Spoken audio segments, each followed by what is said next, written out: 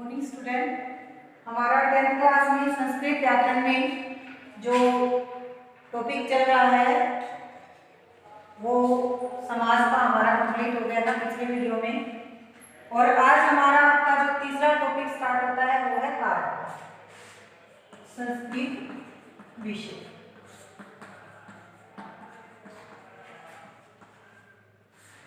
इसमें हमारा टॉपिक है कारक। ये कारक का टॉपिक आपके 2-3 जगह पे काम आएगा। जैसे अगर अशुद्धि वाक्य को शुद्ध करना है तो वहां पर भी कारक से संबंधित अशुद्धियां होती हैं, तो वहां पे कारक आपके काम आएंगे। दूसरा, जो हिंदी अनुवाद से आपका संस्कृत अनुवाद बनाना होता है उसमें भी आपके कारक काम आएंगे। और एक कारक की जो विभक्ति बनानी होती है, विभक्ति का कारण बताना होता है। और 4 नंबर का आपका क्वेश्चन इसमें से स्पेशली कारक का जो टॉपिक है उसमें से आता है। तो इस कारक को हम स्टार्ट करेंगे, जो आपका टॉपिक है कारक। ठीक है, सबसे पहले हम जानेंगे कि कारक शब्द की उत्पत्ति कहाँ से हुई है। कारक जो शब्द है, कारक शब्द की व्युत्पत्ति कहां से हुई है, यानी कौन सी धातु है, कौन सा प्रत्यय लगा है। तो कारक शब्द में क्री धातु में नहुल प्रत्यय जोड़ने से, ठीक है, क्री धातु और नहुल प्रत्यय, ठीक है, कैसे होती है, क्री धातु नहुल प्रत्यय। ये क्या है, क्री धातु है और ये नहुल क्या है, प्रत्यय। ठीक है, क्री धातु नहुल प्रत्यय के जोड़ने से कारक शब्द की उत्पत्ति होती है। और इसका शाब्दिक अर्थ क्या होता है, कारक का शाब्दिक अर्थ, कारक का शाब्दिक अर्थ होता है करने वाला। कारक का शाब्दिक अर्थ क्या होता है, करने वाला। इसके बाद में आता है कारक की परिभाषा। कारक की परिभाषा, क्रियाजनकम कारकम, क्रियाजनकम कारकम। क्रियाजनकम क्या होता है, कारकम। ठीक है, परिभाषा क्या लिखेंगे कारक की,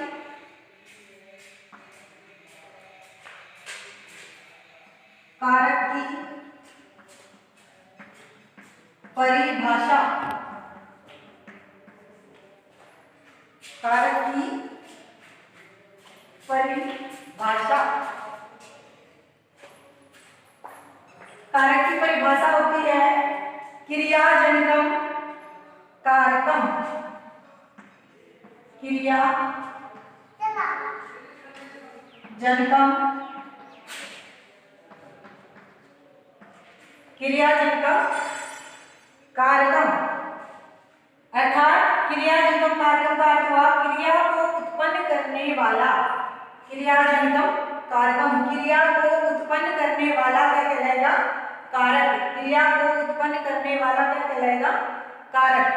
अर्थात क्या लिखेंगे हम, वाक्य में प्रयुक्त होने वाले, अर्थात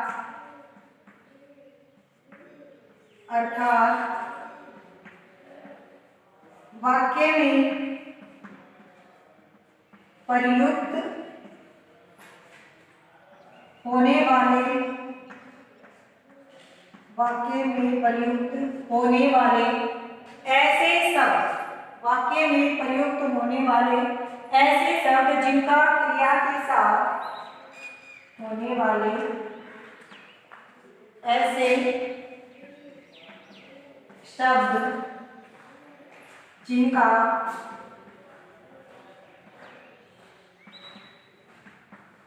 क्रिया के साथ सीधा संबंध होता है, क्रिया के साथ सीधा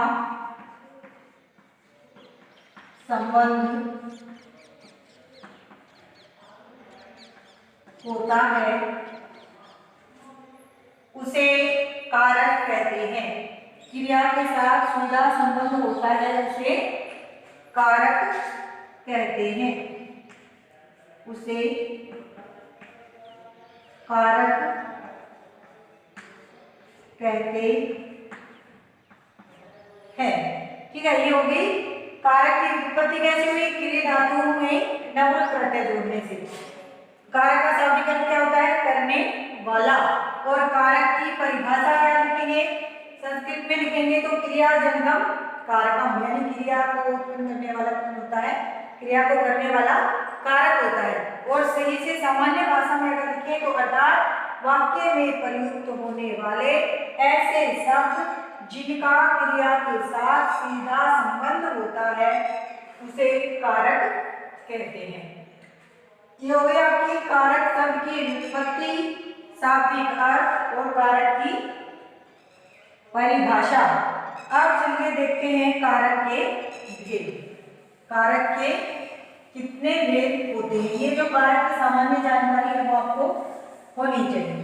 ठीक है, आगे क्वेश्चन आपके कैसे आता है परीक्षा में वो भी बताएंगे, लेकिन कारक जब हम पढ़ रहे हैं तो उसकी सामान्य जानकारी कारक की आपको होनी चाहिए। आगे है कारक के भेद। कारक के भेद, ठीक है।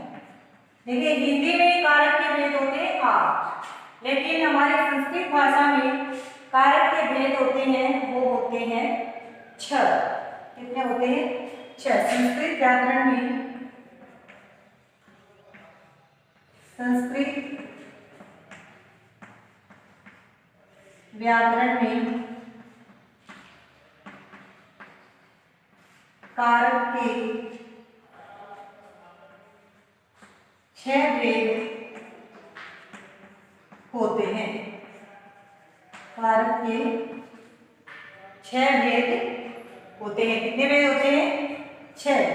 ठीक है, अब कौन से भेद नहीं है 2 इसमें, उसके बारे में हम आगे पढ़ेंगे। इनके नाम लिख देते हैं कि कारक के कौन से भेद होते हैं। जैसे हिंदी में हम पढ़ते हैं कारक चिन्ह के साथ कर्ता ने, कर्म को करण से, संप्रदान के लिए, अपादान से जुदाई, अधिकरण में पर संबंध का की और संबोधन। तो ये हिंदी में कितने कारक होते हैं? 8। लेकिन हमारी संस्कृत व्याकरण में कारक कितने होते हैं?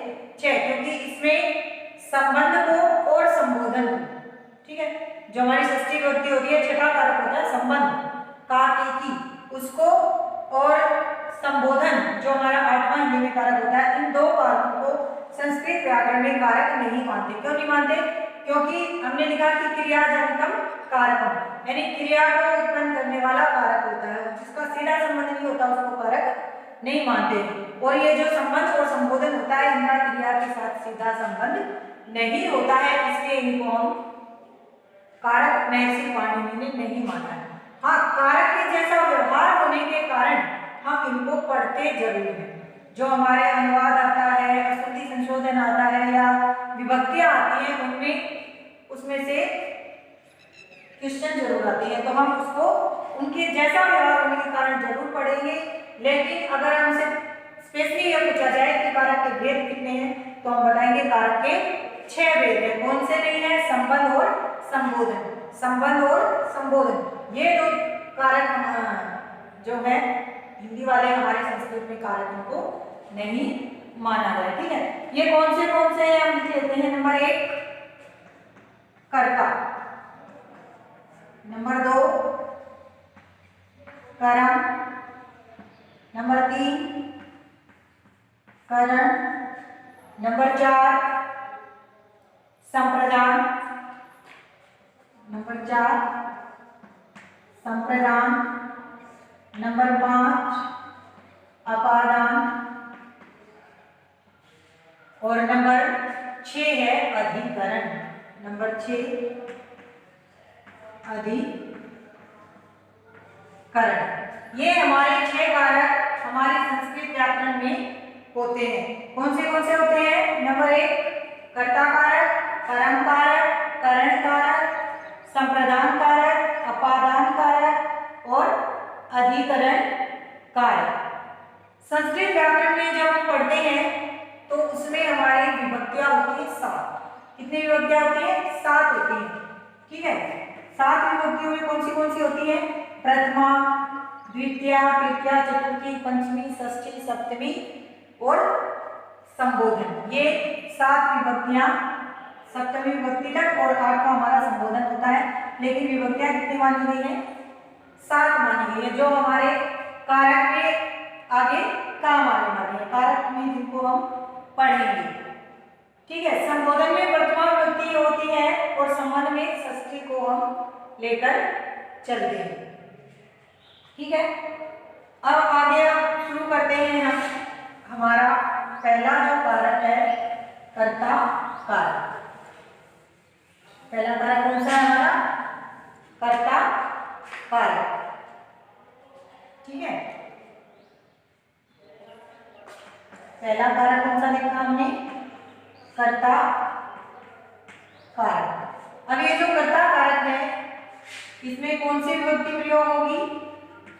प्रथमा विभक्ति। कौन सी विभक्ति होगी? प्रथमा विभक्ति। यानी कर्ता कारक में हमेशा प्रथमा विभक्ति का प्रयोग किया जाता है। ठीक है, स्वतंत्र कर्ता। कर्ता कहते किसे हैं? संस्कृत व्याकरण में अगर कर्ता की परिभाषा पढ़ी तो वो होती है स्वतंत्र है कर्ता, अर्थात जो स्वतंत्र होता है उसे कर्ता कहते हैं। क्या कहते हैं? स्वतंत्र है कर्ता। ये होती है कर्ता की परिभाषा संस्कृत व्याकरण में। यानी एक सूत्र दिया है महर्षि पाणिनि ने, स्वतंत्र कर्ता, अर्थात जो स्वतंत्र होता है, जो स्वतंत्र होता है उसे कर्ता कहते हैं। जो स्वतंत्र होता है उसे कर्ता कहते हैं। अर्थात सामान्य भाषा में अगर हम बात करें तो किसी भी क्रिया को संपादित करने वाला कर्ता कहलाता है। सामान्य भाषा में बात करें तो क्या होगा? किसी भी क्रिया को करने वाला कर्ता होता है। ठीक है, तो ये हो गई कर्ता की परिभाषा। कर्ता कौन होता है? कर्ता कारक, जिसमें प्रथमा विभक्ति प्रयोग होती है। स्वतंत्र कर्ता, जो स्वतंत्र होता है उसे कर्ता कहते हैं। जो स्वतंत्र होता है उसे कर्ता कहते हैं। जैसे राम पुस्तक पढ़ता है। जैसे राम पुस्तक पढ़ता है।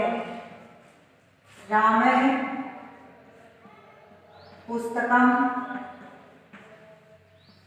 रामः पुस्तकम पढ़ती। राम पुस्तक पढ़ता है। देखिए कर्ता कौन है? राम पुस्तक पढ़ता है। कर्ता कौन है इसमें? राम। पढ़ने का कार्य कौन कर रहा है? राम कर रहा है। तो राम कर्ता हो गया, यानी क्रिया को कौन कर रहा है? राम कर रहा है, तो राम कर्ता हो गया। और क्या है कि कर्ता कारक में प्रथमा विभक्ति होती है। यह आपको तभी पता चलेगा जब आपको शब्द रूप याद होंगे। जैसे राम का है तो राम है, रामो रामा, रामम रामो रामान। ऐसे ही चलेंगे सभी 7 और 8 विभक्तियों तक। तो क्या हो गया इसमें? राम प्रथमा विभक्ति एक वचन। अगर ये द्विवचन होता तो हो जाता रामो, बहुवचन होता तो ये हो जाता रामा। जैसे बालक है, अगर राम की जगह पे यहाँ पे बालक होता, बालक पुस्तक पढ़ता है तो ये हो जाता बालक। 2 बालक पुस्तक पढ़ते हैं तो ये हो जाता बालक। और सभी बालक पुस्तक पढ़ते हैं तो ये हो जाता बालका। बालका पुस्तक पुस्तकम पढ़ंती। कर्ता के साथ साथ आगे की क्रिया भी बदलती रहेगी। जब अनुवाद का टॉपिक पढ़ेंगे हम तब आपको बताएंगे कि कैसे बदलेगी। ठीक है, तो ये आपको समझ में आ गया कि कर्ता में प्रथमा विभक्ति होती है। राम पुस्तक पढ़ता है, राम पुस्तकम पढ़ती, राम पुस्तक पढ़ता है। देखिए एक कर्ता कारक में प्रथमा विभक्ति में एक सूत्र आता है जो हम लिख लेते हैं यहाँ पे प्रातिपदिका लिंग वचन मात्रे प्रथमा। क्या है? प्रातिपदिका लिंग वचन परिमाण मात्रे प्रथमा। प्रातिपदिका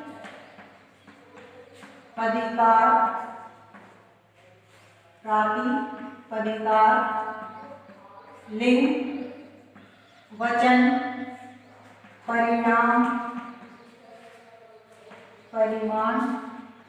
मात्रे प्रथमा। ये पूरा एक सूत्र है हमारा, ठीक है। प्रातिपदिका लिंग वचन परिमाण मात्रे प्रथमा। प्रातिपदिका लिंग वचन परिमाण मात्रे प्रथमा। कि प्रातिपदिक, अगर हिंदी में इसको खोल के समझेंगे तो कैसे समझेंगे? अर्थात प्रातिपदिक अर्थ मात्र को प्रकट करने के लिए, लिख लेते हैं इसको भी, अर्थात प्रातिपदिक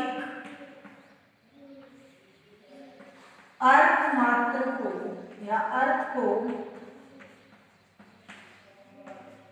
प्रकट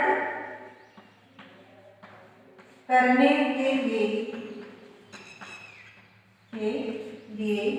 प्रातिपदिक अर्थ को प्रकट करने के लिए लिंग परिमाण वचन मात्र को प्रकट करने के लिए, तो ये हो गया प्रातिपदिक अर्थ को प्रकट करने के लिए। और क्या होगा? लिंग वचन और परिमाण को प्रकट करने के लिए, को प्रकट करने के लिए क्या होगा? प्रथमा विभक्ति का प्रयोग, प्रथमा विभक्ति का प्रयोग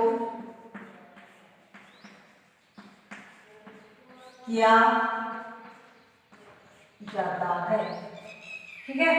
क्या इस सूत्र का अर्थ हिंदी में प्रातिपदिक अर्थ को प्रकट करने के लिए लिंग वचन परिमाण को प्रकट करने के लिए क्या किया जाता है? प्रथमा विभक्ति का प्रयोग किया जाता है।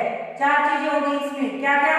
एक तो प्रातिपदिक अर्थ के लिए, दूसरा लिंग के लिए, वचन के लिए, और परिमाण को प्रकट करने के लिए, ठीक है। चार चीजें दी गई हैं, कौन सी? प्रातिपदिक, लिंग, वचन और परिमाण। प्रातिपदिक अर्थ कौन से होते हैं?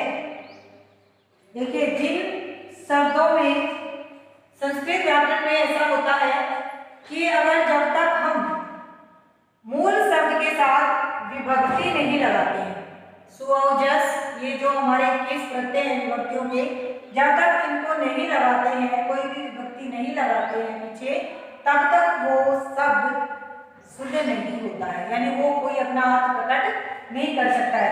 जैसे राम, ये मूल शब्द है ऐसे, और जब तक इस राम शब्द में हम इसको ऐसे नहीं बनाएंगे राम है, तब तक ये संस्कृत भाषा में अपना कोई अर्थ प्रकट नहीं करता, यानी इस राम से हम कुछ भी नहीं समझ सकते कि ये क्या कहना चाह रहा है।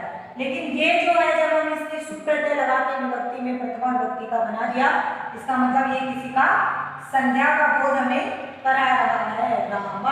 तो ये होता है प्रातिपदिक अर्थ, यानी नियत अर्थ को प्रकट करना प्रातिपदिक कहलाता है, ठीक है। दूसरा है फिर लिंग, यानी स्त्रीलिंग, पुल्लिंग और नपुंसकलिंग। संस्कृत में लिंग भी तीन होते हैं, कौन से? पुल्लिंग, स्त्रीलिंग और नपुंसकलिंग। पुल्लिंग, स्त्रीलिंग और नपुंसकलिंग, यानी तीनों लिंगों का प्रकट करने के लिए हमें विभक्ति प्रयोग करना पड़ता है। जैसे तट शब्द है, तट, तो ये अपने आप में इसका पता नहीं चल रहा है हमें ये पुल्लिंग है, स्त्रीलिंग है या नपुंसक है। तो इस तट शब्द में तट, तटी और तटा विभक्ति लगाने से हमें इसका पता लग गया कि ये पुल्लिंग है, ये स्त्रीलिंग है और ये क्या है, नपुंसक लिंग है। ठीक है, तो लिंग मात्र के लिए भी हमें प्रथमा विभक्ति का प्रयोग करना पड़ता है, उसकी अलग से पहचान करने के लिए।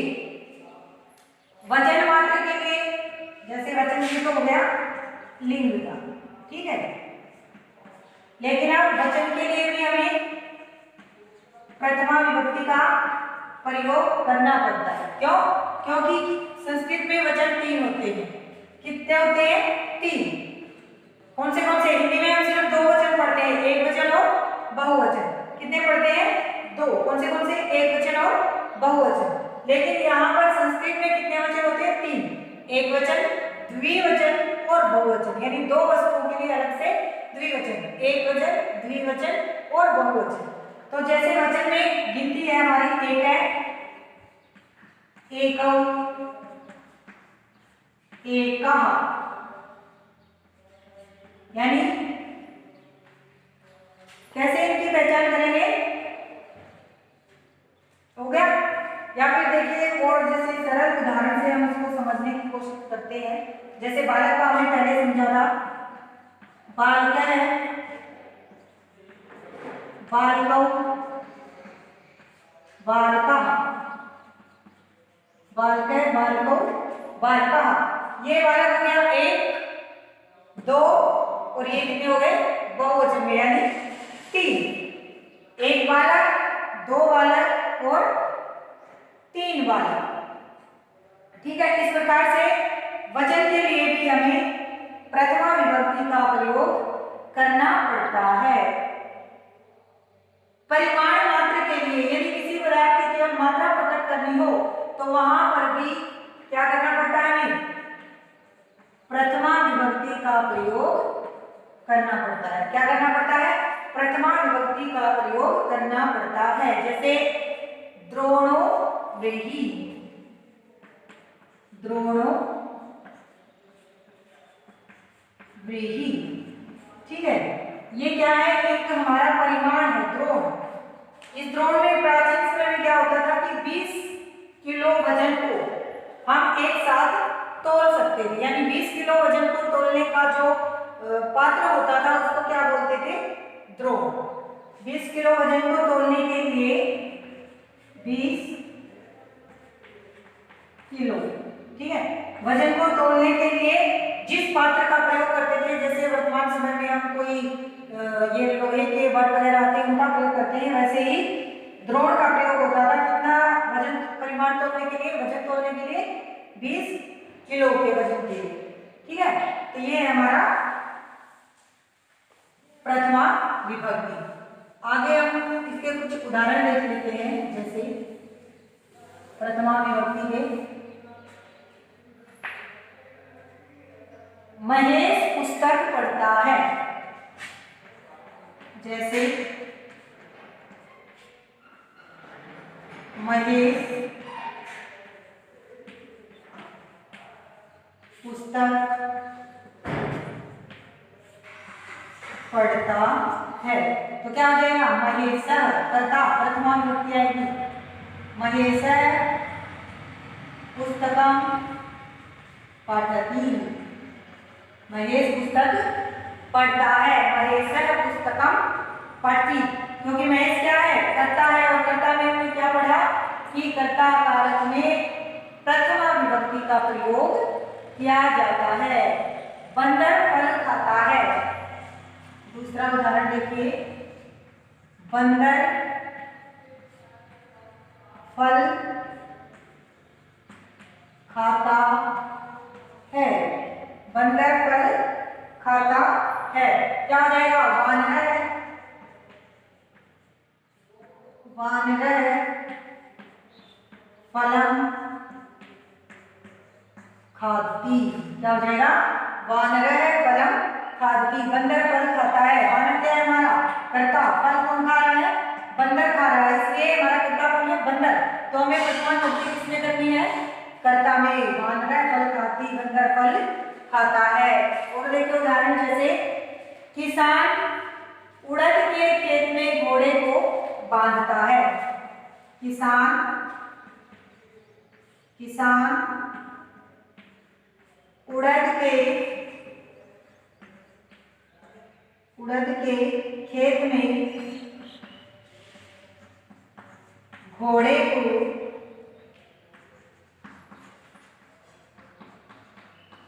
बांधता है। क्या होगा इसका? कौन बांध रहा है? किसान बांध रहा है। क्या आएगा? कृषक मां से शु, कृषक मां से शु अश्वम बध्नाति, अश्वम बध्नाति। ये जो खेत में, ये क्या हो गया हमारे पास? अपने पास से हमने इसको ले लिया कि किसान उड़द में घोड़े को बांधता है। तो उड़द में घोड़े में बांधेगा, कहाँ बांधेगा? उड़द के खेत में बांधेगा। ठीक है, तो इसको कैसे करेंगे हम? कृष्ण माशेषु अश्वम बध्नाति। बांधने वाला कौन है? यानी कर्ता। क्रिया कौन कर रहा है? क्रिया क्या है हमारी? बांधना। और उसे कौन कर रहा है? किसान कर रहा है। क्या कर रहा है? उसको बांध रहा है। तो प्रथमा विभक्ति किसमें होगी? किसान में। किसमें होगी हमारी प्रथमा विभक्ति? किसान में। क्यों होगी? क्योंकि हमारा कर्ता किसान है। तो क्या हो जाएगा? कृषक मासेषु अश्वम बध्नाति। कृषक मासेषु अश्वम बध्नाति। और देख लीजिए जैसे बाजार जाती हुई माता बच्चे को देखती है। बाजार जाती हुई माता बच्चे को देखती है। बाजार जाती हुई माता बच्चे को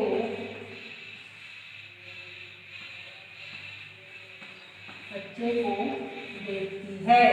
तो क्या आ जाएगा? बाजार। बाजार की संस्कृत क्या होती है? आपणम। तो क्या हो जाएगा? आपणम गच्छन्ति माता शिशु पश्यति। आपणम